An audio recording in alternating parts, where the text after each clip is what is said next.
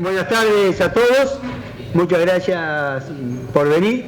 A mí, como director del Instituto de Sociología Política de la Academia de Ciencias Morales y Políticas, es realmente una gran satisfacción volver a presentar al doctor Daniel Sobato. Sobato, todos ya han recibido el currículum con la invitación. Estuvo conversando con nosotros hace 3 meses sobre el proceso electoral de América Latina. Más allá de todos sus antecedentes y conocimientos, yo creo que es el analista que mejor conoce, ¿no es cierto?, el tema de los procesos electorales en América Latina. Y conocer los procesos electorales es conocer la realidad compleja que la región en este momento está atravesando. La idea de esta reunión, cuando la armamos semanas atrás, era poner nuestro proceso electoral de mañana en un contexto, ¿no es cierto?, latinoamericano, el proceso de Uruguay, el proceso de Bolivia, etc. Creo que han sucedido algunas cosas en la región. Pasaron algunas cosas.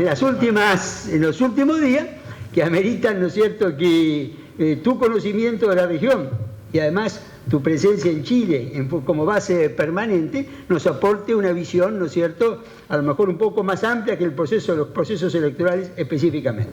Daniel.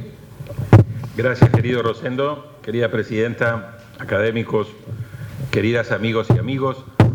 En primer lugar, muchísimas gracias por venir un viernes a la tarde. Eso es un acto casi que de heroísmo, así que tengo una doble tarea para no faltar a esta expectativa, incluso después de las palabras de Rosendo.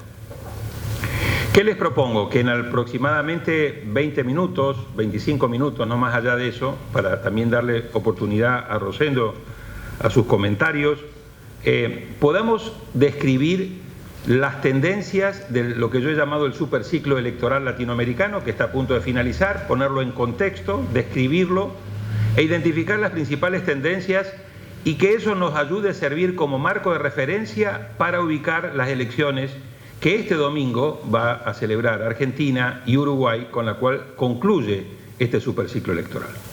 Cuando hablo de superciclo electoral, ¿a qué me refiero? Me refiero a un proceso de 15 elecciones presidenciales, me voy a concentrar únicamente en las elecciones presidenciales, que han tenido lugar o van a tener lugar en un periodo muy corto de tan solo 3 años.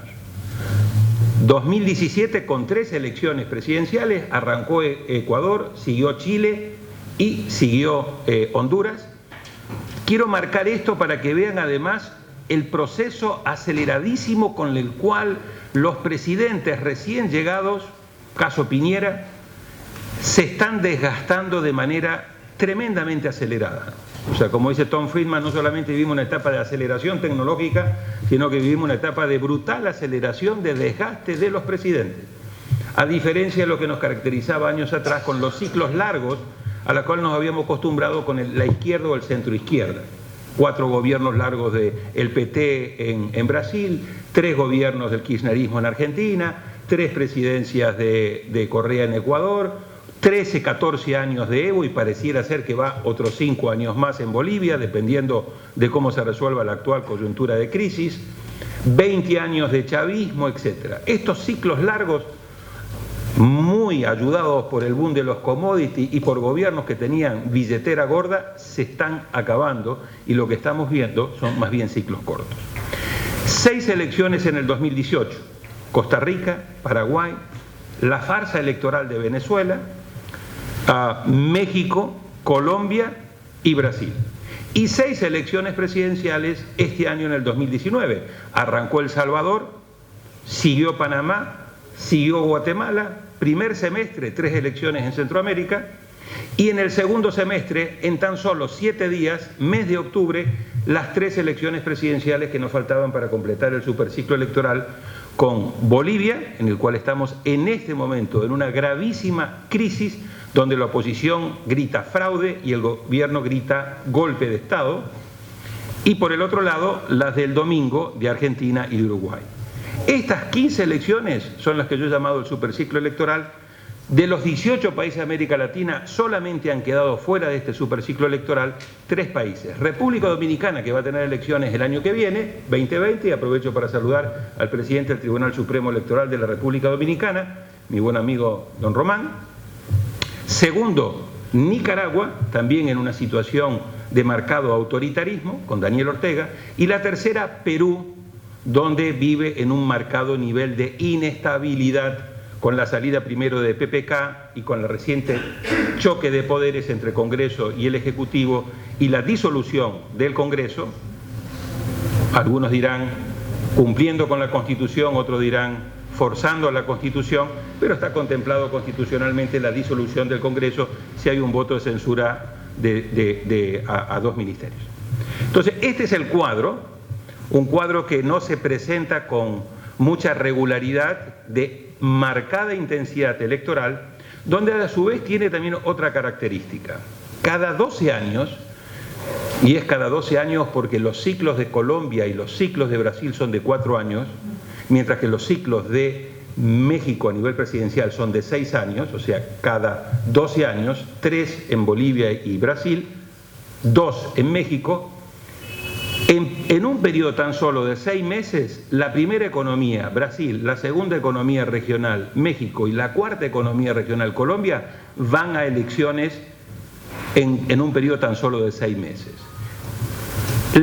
La última vez que ocurrió esto, en esa época, 12 años atrás, lo que habíamos visto es que en México hubo continuidad de partido, había ganado Fox la primera y en el 2006 renovó Felipe Calderón, en el marco también de una grave crisis electoral, pero renovó el PAN, pero había sido reelecto Uribe, que en ese momento gozaba de una altísima popularidad, y había sido reelecto Lula, que también en ese momento gozaba de una altísima popularidad.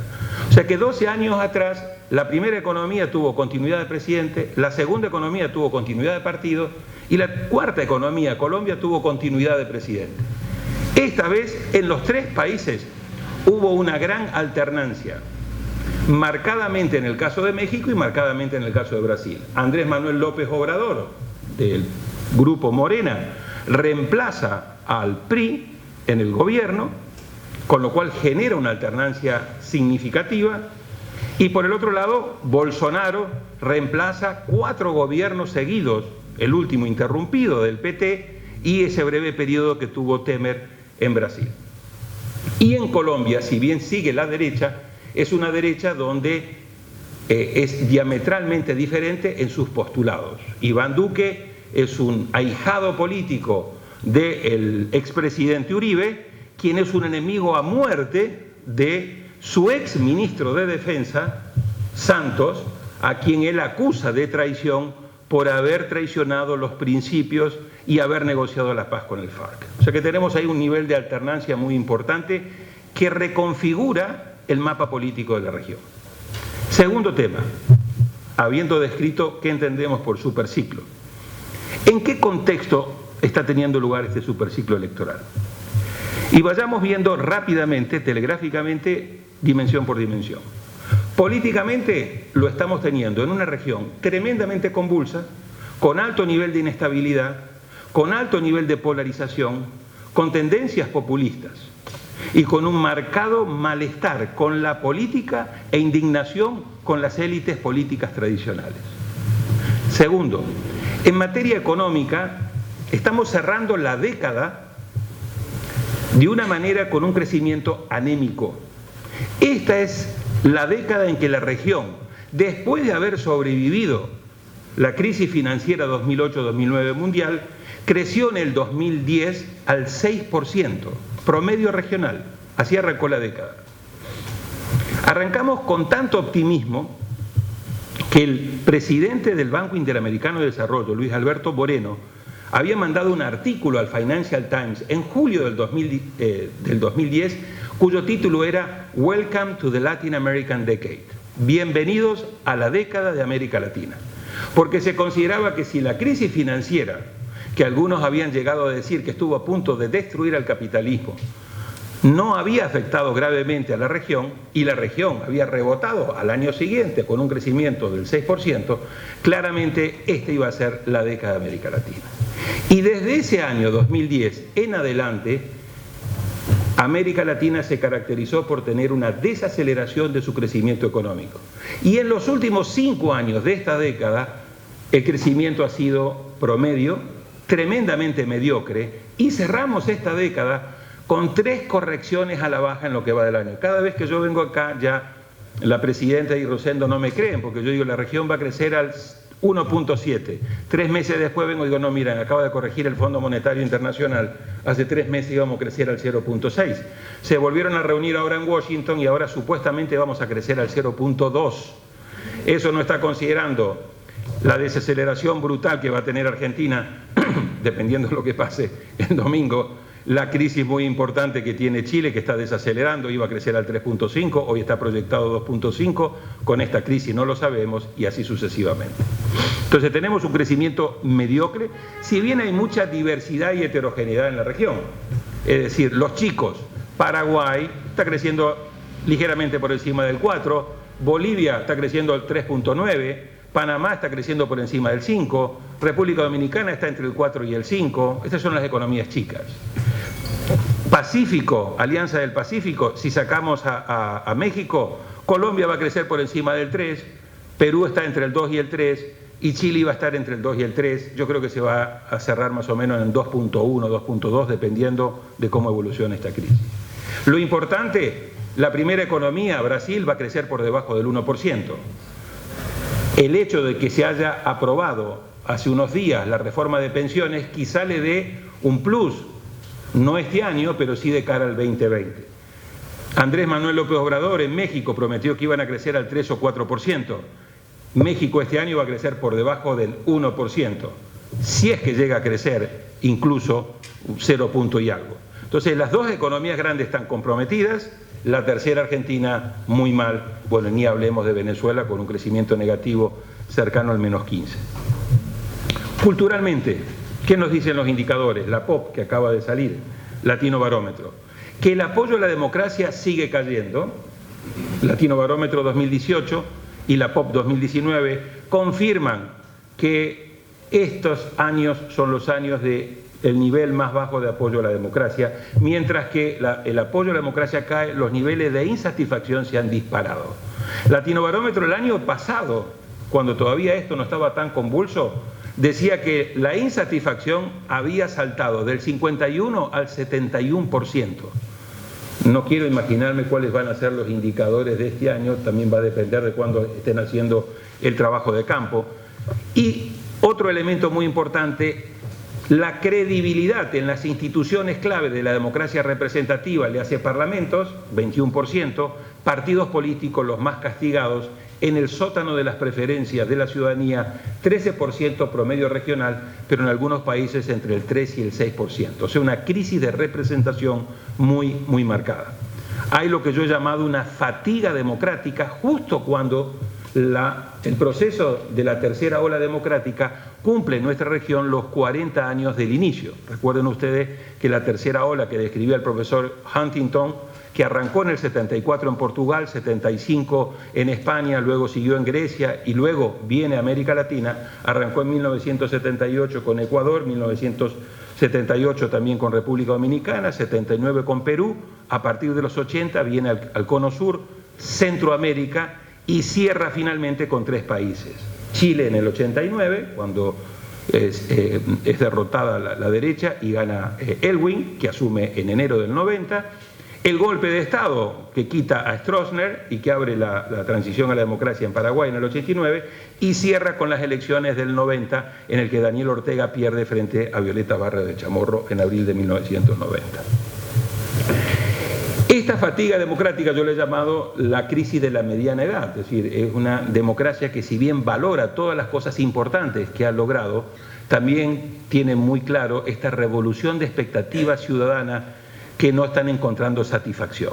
Y eso es lo que estamos viendo, yo creo, en varios de los países. Ahora, tenemos que tener, yo diría, la inteligencia, el cuidado de no poner a todas las crisis que estamos viendo en América Latina en el mismo cajón. Yo considero que hay al menos 4 diferentes categorías de países.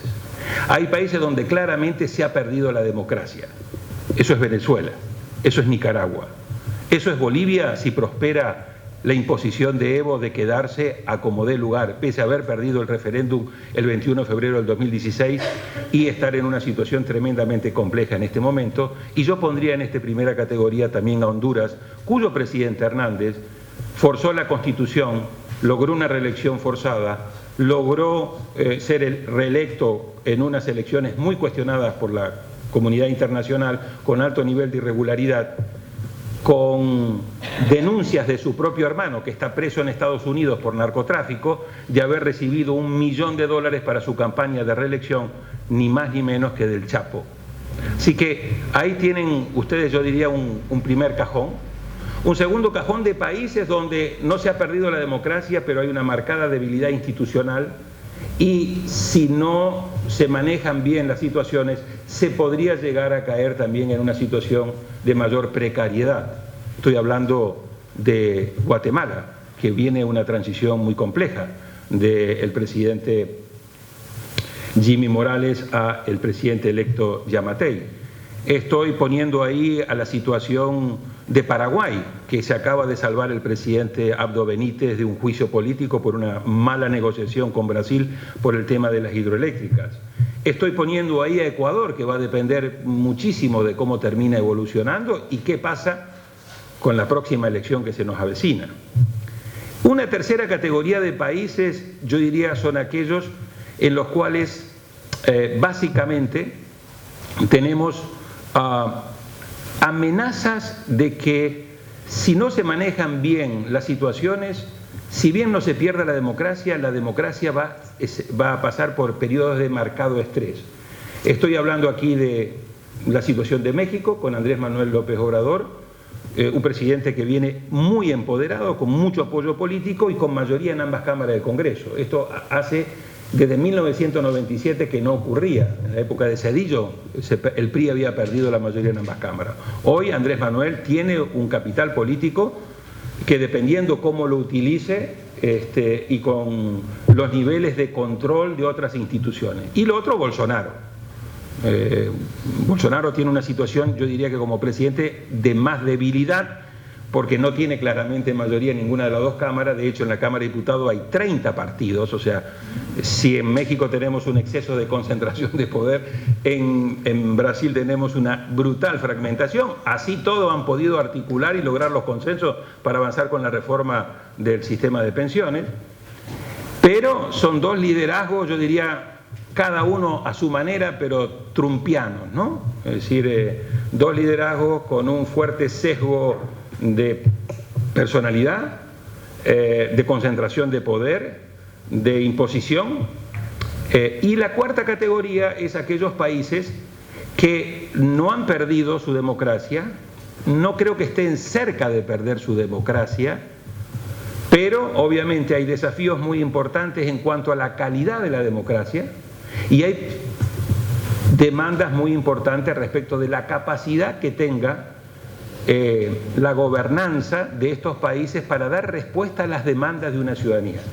Hace justo 40 años prácticamente, Huntington, dentro de la Trilateral, junto con otros dos especialistas, un experto japonés y un experto francés, escribieron La crisis de las democracias, pero en ese momento ellos hablaban de la crisis de las democracias maduras de Estados Unidos, de Europa y de Japón, porque escribieron este paper justo en el medio de las dos crisis del petróleo, la del 73-75 y la del 79. Y ellos decían, la democracia se está viendo amenazada, la gobernabilidad de la democracia, porque hay un exceso de demandas y las instituciones no pueden responder a este exceso de demandas. Estamos hablando de 40 años atrás, en los tres principales centros en aquel momento. Bueno, algo similar nos está pasando a nosotros porque, claro, hay todo un sector de ciudadanía que no está dispuesto a seguir esperando. Yo lo he llamado la revolución del más, mejor y ahora. Dame más políticas públicas, dame más servicios, dámelos de mejor calidad, dame una salud de mejor calidad, dame una educación de mejor calidad, dame transporte público de mejor calidad, dame pensiones, jubilaciones de mejor calidad, etcétera, y dámelas ya, ahora, como el café instantáneo.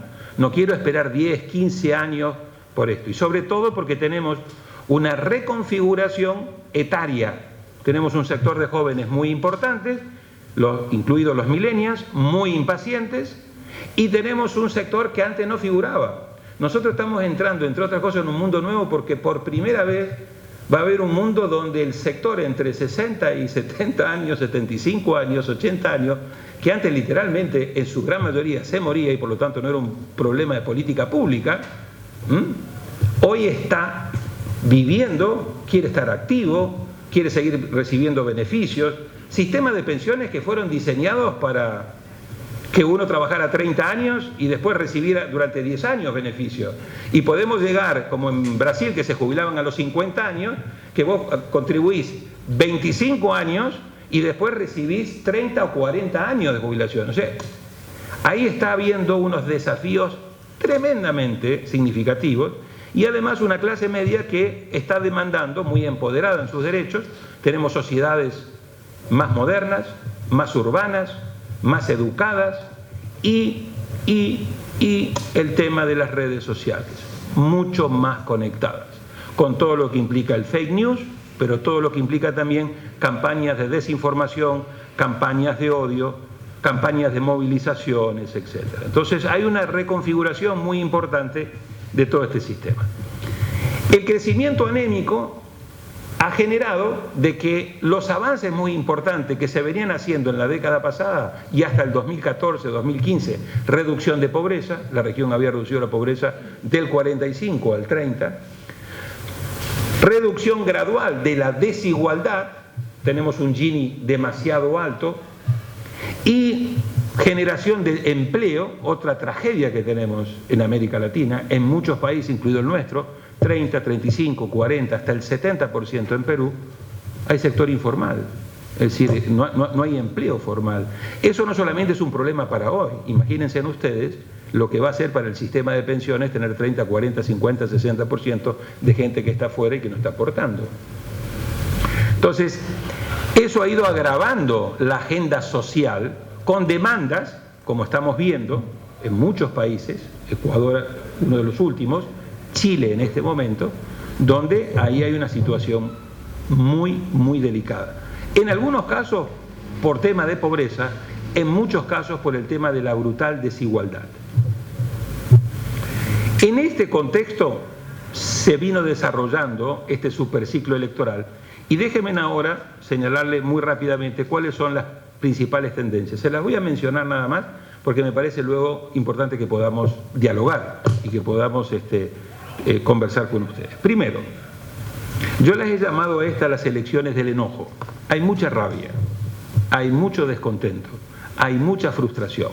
Consecuentemente, de las 13 elecciones, de las 15 que forman el superciclo, ya han tenido lugar 13 con la de Bolivia, en 7 ganó la oposición. O sea, hay un voto de castigo a los oficialismos. No porque sean de izquierda o porque sean de derecha, sino se castiga al oficialismo.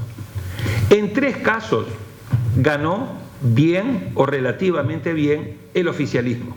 En Costa Rica de casualidad, y después puedo explicar por qué digo de casualidad si quieren. En Paraguay, por tradición, el Partido Colorado ganó casi todas las elecciones.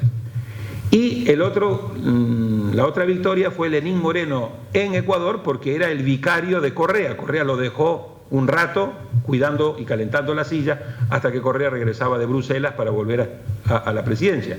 No le resultó, al ratito se terminaron peleando mal, pero esos son los únicos 3 casos. Los otros 3 casos son 3 casos de presidentes que han buscado sus reelecciones, que han forzado para buscar sus reelecciones, que han resultado reelectos en procesos tremendamente cuestionados. En los 3 se denunció fraude y los 3 han sido incapaces de generar una legitimidad de origen incuestionable. Eso es Venezuela con Maduro, eso es Hernández en Honduras y eso es Evo en las últimas horas en Bolivia. De nuevo, acá no hay ideología. Hernández es de derecha, amigo de los gringos, Maduro es de izquierda, como ustedes le quieran llamar, Evo es del MAS, izquierda, no amigo de los gringos, pero acá hay un tema central de forzar las reelecciones. Primera nota de página, las reelecciones ya no son lo que eran. Antes las reelecciones Todo presidente que buscaba la reelección la había conseguido durante el periodo 1978 hasta la fecha. Solamente 3 presidentes, o mejor dicho 4 presidentes, no lo lograron. No lo logró Daniel Ortega cuando perdió con Violeta Barrios de Chamorro, aunque después tuvo la capacidad de volver y quedarse. No lo logró Hipólito Mejía en República Dominicana, que cambió la Constitución, partió al PRD, su partido, y perdió la elección, lo cual le permitió al expresidente Leonel Fernández, al haberle habilitado la reelección, volver al poder.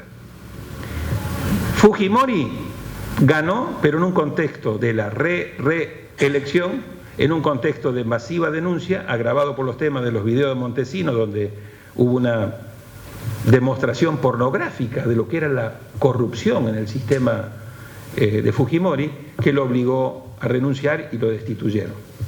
Y el cuarto fue en República Dominicana, donde Balaguer ganó su reelección en unas elecciones muy cuestionadas en 1994, pero después, debido a la crisis y a la denuncia de fraude, ese periodo se le respetó, pero se le acortó a 2 años.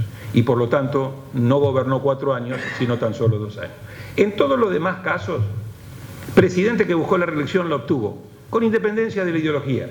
Uribe, Cristina Fernández de Kirchner, Correa, Evo, etcétera, etcétera, etcétera. Y todos ganaban fácil. Segunda tendencia. Cada vez cuesta más ganar en primera vuelta. De estas 13 elecciones, en 8 países de estos 13 está contemplada la segunda vuelta. En 6 de esos 8 hubo necesidad de ir a una segunda vuelta. Hubo necesidad de una segunda vuelta en Costa Rica, hubo necesidad de una segunda vuelta en Colombia, hubo necesidad de segunda vuelta en Brasil, segunda vuelta, etcétera. ¿Dónde no hubo necesidad? Solamente en 2. En El Salvador, donde Bukele ganó fácil en primera vuelta, y ahora en Bolivia, donde está instalado precisamente el debate de si esto va a quedar resuelto en primera vuelta o si, como pide la OEA, como pide la Unión Europea y como pide la comunidad internacional, tiene que haber una segunda vuelta para despejar. ¿Esto qué lleva? Segundas vueltas a nivel presidente, pero no segundas vueltas para elegir congresos. Los congresos quedan integrados en primera vuelta. Por lo tanto, lo que estamos viendo es que la mayoría de los presidentes que salen electos en este superciclo electoral, con muy pocas excepciones, yo diría prácticamente con hasta ahora 2 excepciones, no logran tener mayoría en los congresos. Es decir, entran en contexto de presidencialismo de doble minoría. ¿Por qué de doble minoría? Porque no han podido ganar en primera vuelta, tienen que ir a una segunda vuelta. En esa segunda vuelta ganan por encima del 50%, pero ese 50% es un 50% ficticio, porque mucho del voto que se recibe en segunda vuelta es un voto prestado. Y en segundo lugar, no tienen mayoría en el Congreso, y en no tener mayoría en el Congreso comienza a tener crisis de gobernabilidad y, sobre todas las cosas, graves dificultades para pasar las reformas estructurales que muchos de nuestros países necesitan, y la dificultad de generar los consensos. ¿Cuáles son esas reformas? Casi todos los países están en la misma. Reforma tributaria, reforma laboral, reforma del sistema de pensiones o de jubilaciones, en algunos casos reformas educativas, y cuesta muchísimo al no tener las mayorías propias. Así que ahí tenemos un primer conjunto de tendencias que van muy encadenadas unas con otras, ¿no? Lo que estamos viendo es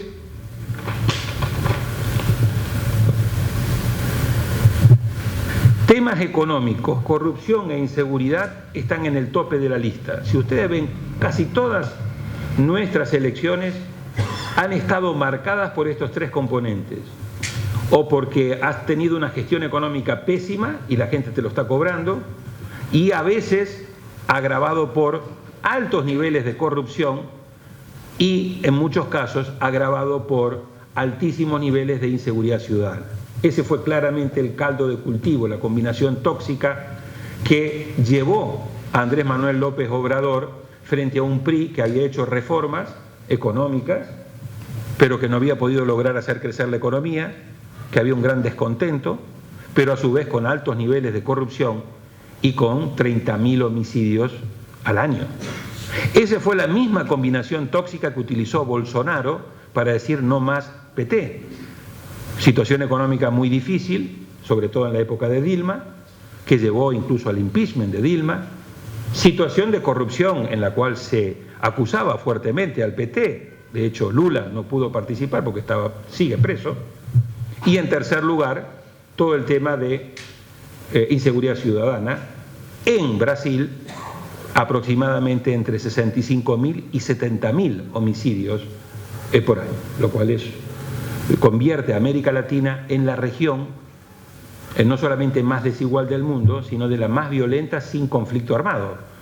América Latina, con el 8% de la población mundial, concentra más del 35% de los homicidios de todo el mundo. 8 de las 10 ciudades más violentas están en la región. Tenemos un problema endémico, grave. Esto determinó que básicamente, por el alto grado también que caracteriza estas elecciones, de marcada polarización, donde las fuerzas políticas que se tratan de colocar en el medio han sido totalmente superadas por los extremos. Fajardo, por ejemplo, en Colombia quiso ubicarse en una posición intermedia entre Iván Duque, derecha, y Petro, izquierda, y fue arrasado. Alckmin, en Brasil, quiso ubicarse entre Bolsonaro y el PT y fue arrasado. En Argentina, salvo que haya un doble milagro, o sea que el domingo haya un caudal de votos para la Baña, esa fórmula de centro, cosa que sabemos que no va a pasar, tampoco ha podido prosperar. Esta polarización ha llevado que el electorado en América Latina está prácticamente en México, en el caso de Brasil, en el caso de Argentina, teniendo que optar entre o un voto bronca o un voto miedo. Voto miedo, en el caso de Argentina, a lo que puede regresar. En el caso de México, a lo que podía llegar Andrés Manuel, a quien se describía como un Chávez mexicano. ¿Ok? En el caso de Brasil, el miedo a que regrese el PT con todos los problemas que venía. Y el voto bronca es un voto bronca en contra de los oficialismos. Es decir, y ahí es donde el electorado está apretado en una polarización diciendo, bueno, a ver, ¿qué pesa más?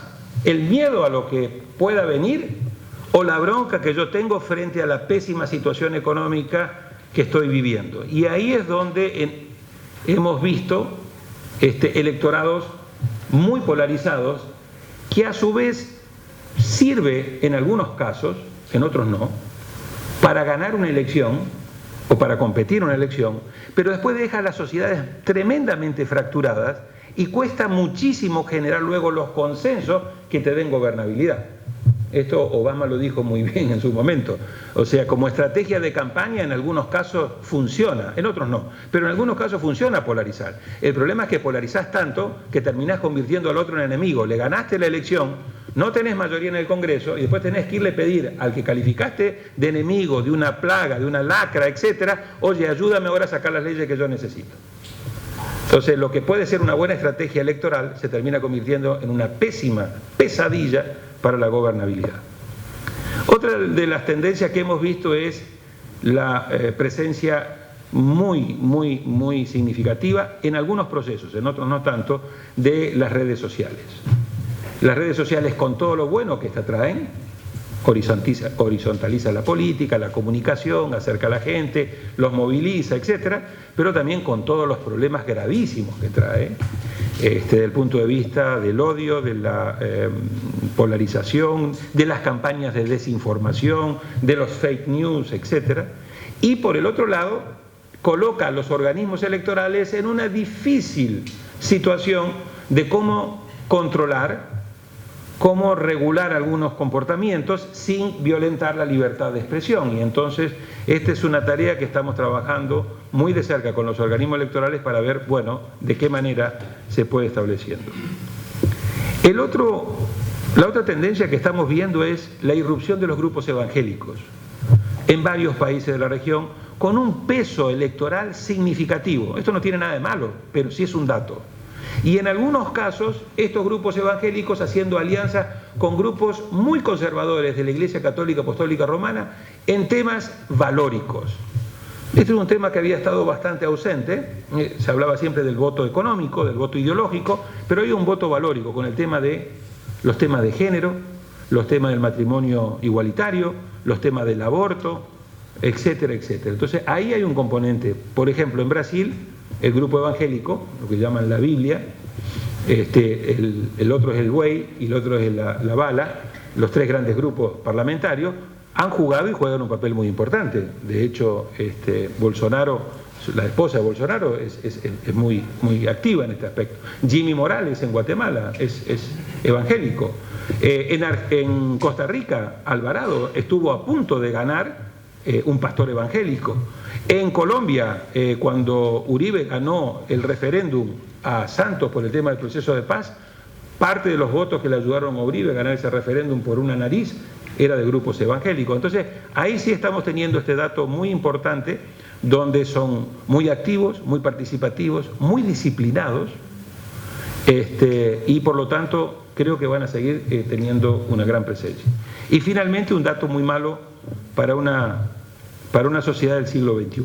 De este superciclo electoral sale una América Latina digo, no el Caribe, América Latina, integrada por sus países con todos presidentes hombres. O sea, la próxima foto de la cumbre de América Latina, de cumbre de presidentes, va a ser una foto más parecida al siglo XIX que la del siglo XXI. Es decir, todos hombres, no hay ninguna mujer. Llegó a tener 4 mujeres, con Bachelet en Chile, con Cristina Fernández de Kirchner en Argentina, con Dilma en Brasil y con Laura Chinchilla en Costa Rica. Eso pasó y hoy hay muchas vicepresidentas, pero no hay ninguna mujer presidenta, ni la va a haber en el corto plazo dentro del marco del superciclo. Nos quedan 2 elecciones este domingo, Argentina y Uruguay. En Argentina le dejo a Rosendo, que es el maestro aquí, pero si uno confía mínimamente en las encuestas y le hace, digamos, como los bonos argentinos, una quita del 10%, aún haciendo una quita del 10%, todo pareciera indicar que vamos a tener un resultado en primera vuelta y con alternancia. Pero yo he aprendido en mis 62 años, sobre todo en los últimos 30 años, a que en la política no hay nada imposible. Es altamente improbable, pero no es imposible. Así que veamos qué pasa el domingo. No solamente qué pasa a nivel presidencial, por cuánto gana Alberto, si es que gana, con cuántos votos se queda la oposición, si es que Macri queda en segundo lugar, cómo se configura el Congreso, todos elementos que van a ser muy importantes para ver un poquito la gobernabilidad que viene, en un escenario que yo anticipo, en un mundo que está desacelerándose sincronizadamente. Acaba de advertirnos el Fondo Monetario Internacional.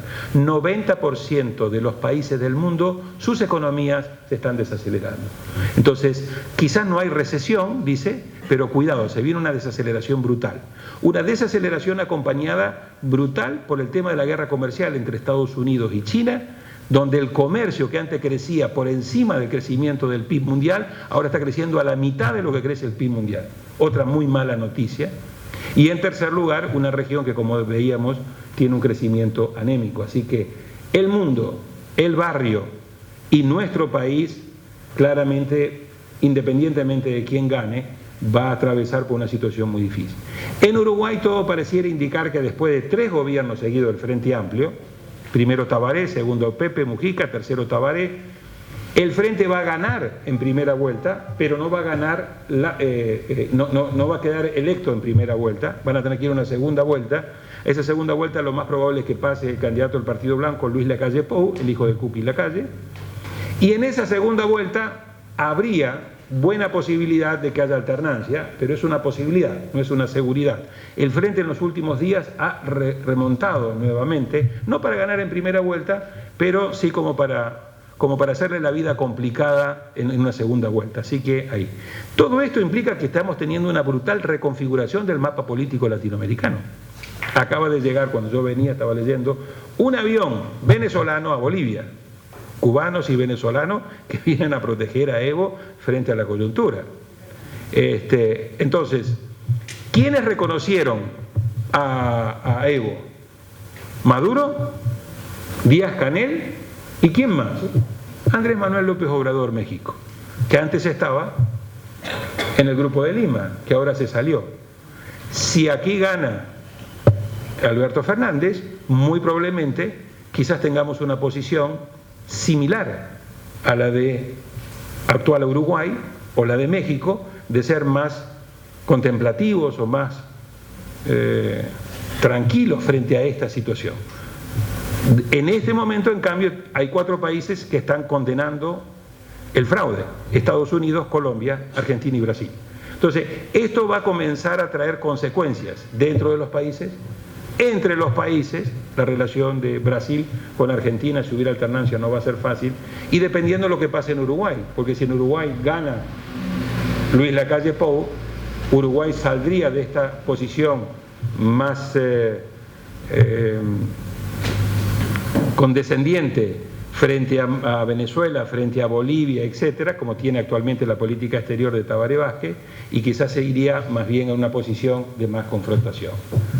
Y esto está repercutiendo en todos los esquemas de integración. Durante la década pasada, el hecho de que América del Sur estaba conformada fundamentalmente por gobiernos de centro-izquierda o de izquierda, dio a UNASUR.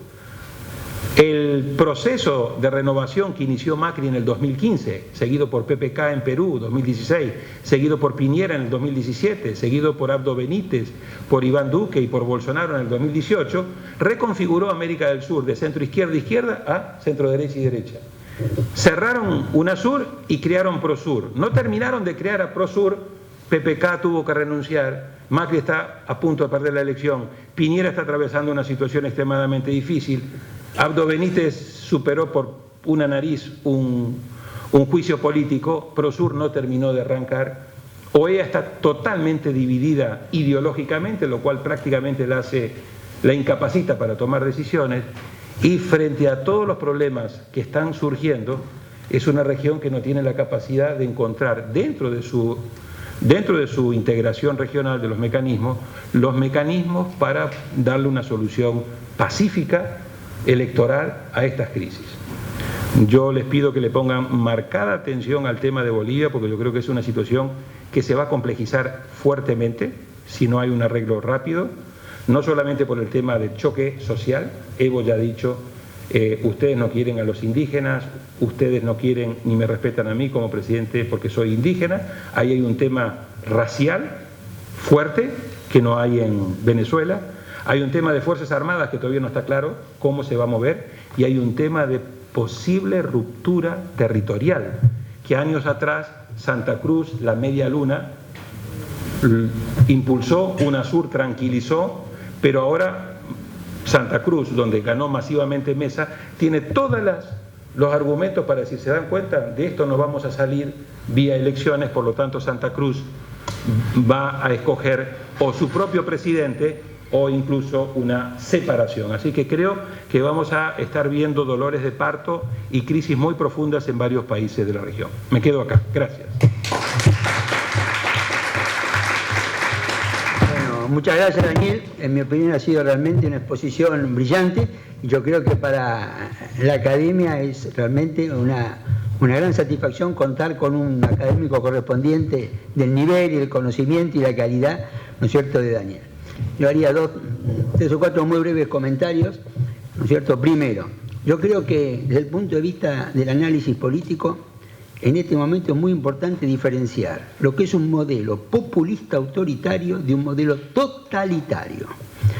La confusión sobre esta diferencia conceptual es lo que llevó al fracaso de la estrategia de algunos dirían democratización de Venezuela, otros dirían desestabilización de Venezuela, ¿no es cierto? ¿Por qué ha fracasado la estrategia para la democratización de Venezuela? Porque esa estrategia partió del análisis que Venezuela era un populismo autoritario y no un totalitarismo. Hicieron un plan como si fuera, bueno, explícitamente, Pérez Jiménez 57. Correcto. El 23 de febrero era la caída de Pérez, el aniversario de la caída de Pérez Jiménez. Y la caída de Pérez Jiménez en alguna medida parecida era la de Perón 55. Los regímenes populistas autoritarios caen. Los regímenes totalitarios no caen. Y este me parece un punto central para diferenciar en las crisis que tenemos en desarrollo en la región. En un régimen totalitario,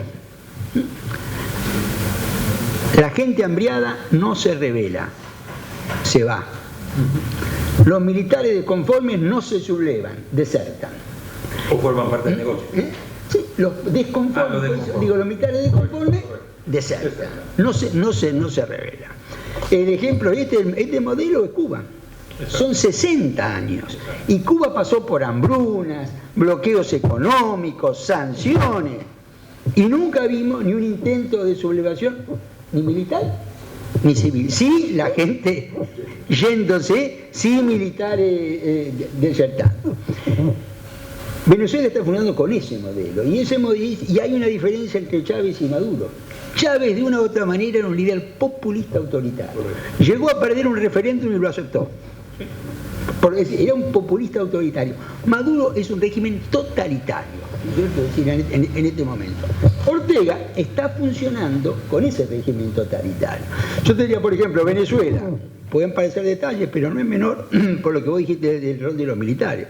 Cuando en Venezuela la consigna de lealtad militar dejó de ser patria o muerte y pasó a ser socialismo o muerte, no es una formalidad. Porque en los regímenes totalitarios los militares son leales al partido, no a la nación. Son leales al partido, no a la nación. Entonces, lo que estamos viendo, el fracaso en Venezuela, en Nicaragua, es porque, digamos, se analiza como si fuera un populismo autoritario, se diseñan las estrategias, es decir, el gobierno va a tener que caer con gente en la calle y división militar, cae. Gente en la calle y división militar. Bueno, pero esto es alguna medida, digamos, salto en el tiempo, lo mismo fue Pérez Jiménez en Venezuela, fue Perón en el 55, pero este es un modelo diferente, y este es el punto. Bolivia, me temo, es decir, que estamos en ese punto. Primero, ya para mí Evo Morales, a partir de lo que ha pasado este año, tomó una decisión política. Yo me quedo y resisto. Lo que vos dijiste recién es el inicio del proceso. ¿Qué ha llegado? La seguridad personal de Evo Morales. No de Evo Morales. De Evo Morales. O sea, les llegó, claro. Claro, lo que vos dijiste que llegó, ¿y qué es? En la custodia personal. Para proteger. Lo primero que te dicen, yo te cuido, yo te protejo. No sé si esto es lo primero que ha llegado. Yo creo que Evo Morales se queda. Porque ya tiene 12 años de adoctrinamiento de las Fuerzas Armadas. ¿Me entendés? Todo puede pasar. Pero entonces acá, para mí, diferenciar estos dos tipos de modelo es un punto muy importante. Como también tenemos que ver el otro, en realidad, que vos lo dijiste al pasar, pero sí, China y Rusia. Ahora, ¿qué es lo que sucede? A Guaidó lo reconocen 56 países. Sí. Lo reconocían 56 países en enero y lo siguen reconociendo 56 países 10 meses después. Que hay 160 países de Naciones Unidas que no reconocen a Guaidó. Lo reconocen 56, pero 160 no lo reconocen. No es solamente... Sí. 105 de esos 160 claro. Son los que le dieron el voto para que Venezuela ingrese al Consejo. Exactamente. Cuando vos ves, es decir, nosotros vemos 56 y esto parece un número aplastante.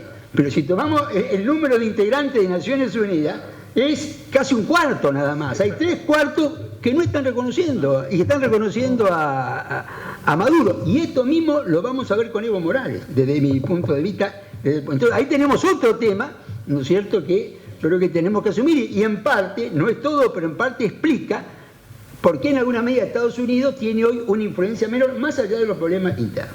Yo te agregué otro tema, la crisis de los sistemas de partidos, ¿no es cierto?, en la región.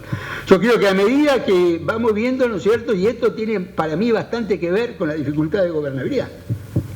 La crisis del sistema de partido, bueno, en parte México, el triunfo de AMLO, con mayoría en las dos cámaras, un partido...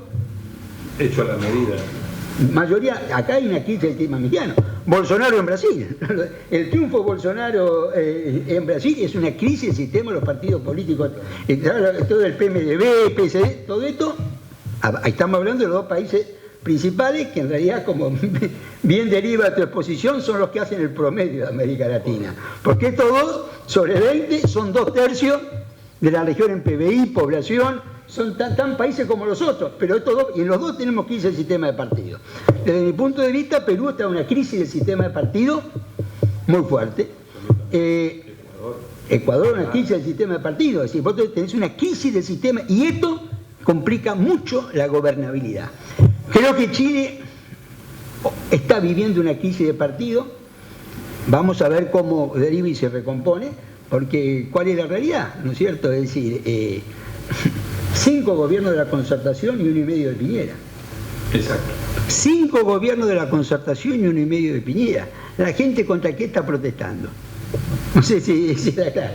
Claro, es decir, si uno toma desde el restablecimiento de la democracia, ha gobernado mucho más tiempo la Concertación con 5 periodos presidenciales, Alvin, Frey, ¿no es cierto?, Lagos, Bachelet y Piñera lleva 1 y medio. Entonces, en toda esta frustración de la sociedad, es decir, todo el sistema de partido está en crisis. Ningún dirigente opositor en la política chilena ni aparece para intentar jugar algún tipo de rol, ni mediador, ni de acercar posiciones, porque saben que lo que está en crisis, y acá vamos a una crisis del sistema, ¿no es cierto?, de partido. Y este me parece, vos fíjate, hasta Uruguay ha tenido su pequeña crisis del sistema de partido. Tiene un partido de derecha nacionalista, que antes no estaba en el escenario político de Uruguay, y podríamos marcar otros casos en paralelo. Entonces, ahora, si no se reconstruye un cierto sistema de partido, la gobernabilidad va a ser muy, muy difícil.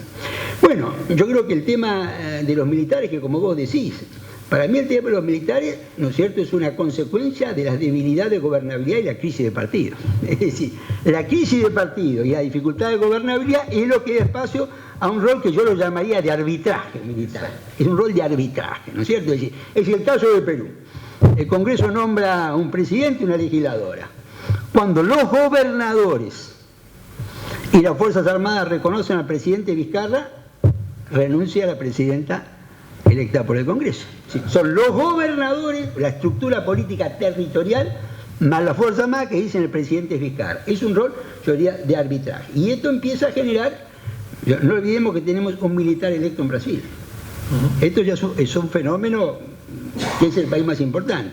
Y yo en la crisis chilena veo un punto que para mí va a tener muchas consecuencias.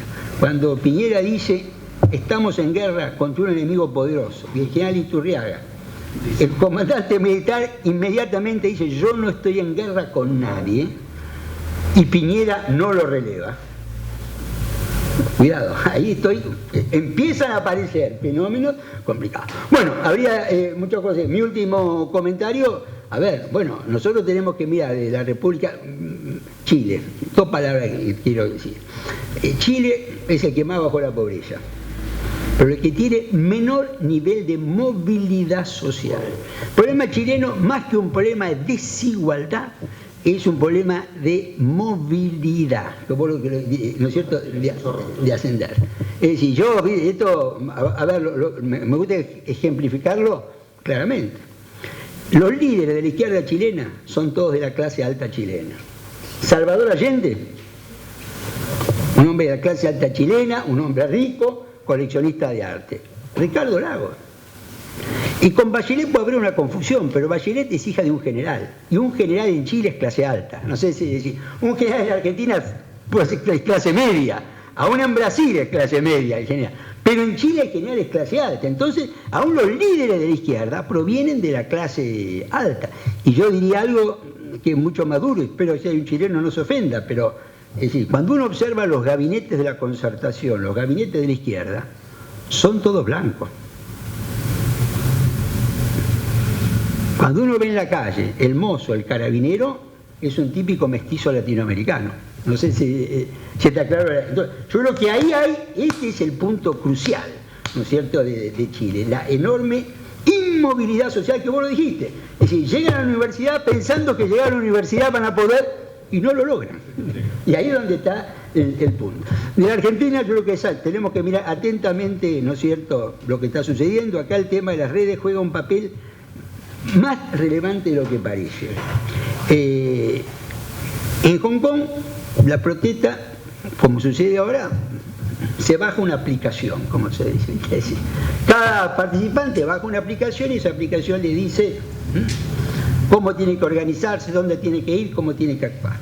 Bueno, hace 2 semanas exactamente, los catalanes, que tienen un centro en Ginebra, ¿viste? Claro, tienen un centro Tsunami Democratic, un centro de operaciones de ciberacción, llamémosle así, para que están fuera del control de las acciones del Estado español, bajaron la aplicación de Hong Kong y pusieron en marcha una protesta que se ha complicado muchísimo con la aplicación de Hong Kong.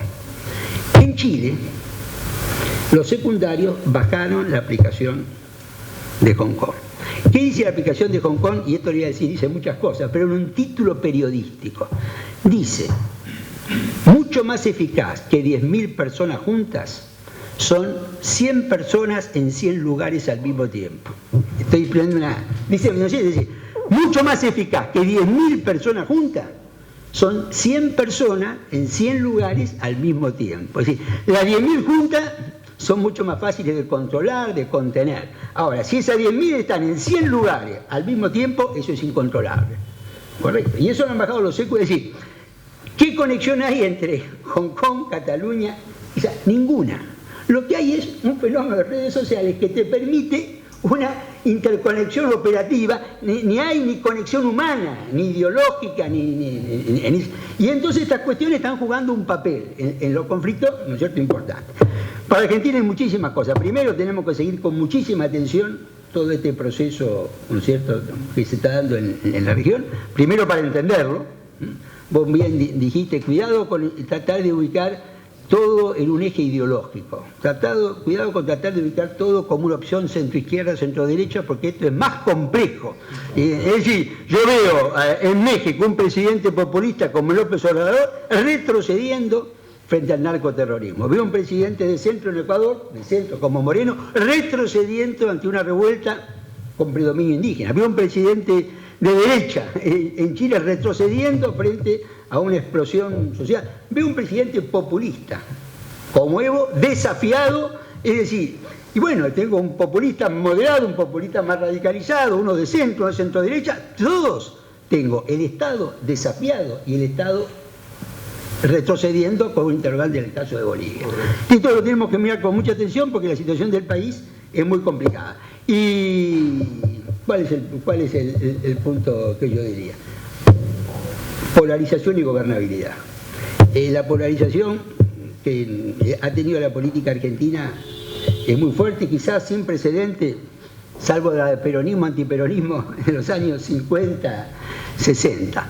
Ahora, hoy esto no nos dice la Argentina que la polarización va a generar ingobernabilidad por cantidad de legisladores o gobernadores, pero sí nos dice que puede generar ingobernabilidad por sus impactos, ¿no es cierto?, en la cultura política, por su impacto en los valores políticos. Bueno, muchas gracias.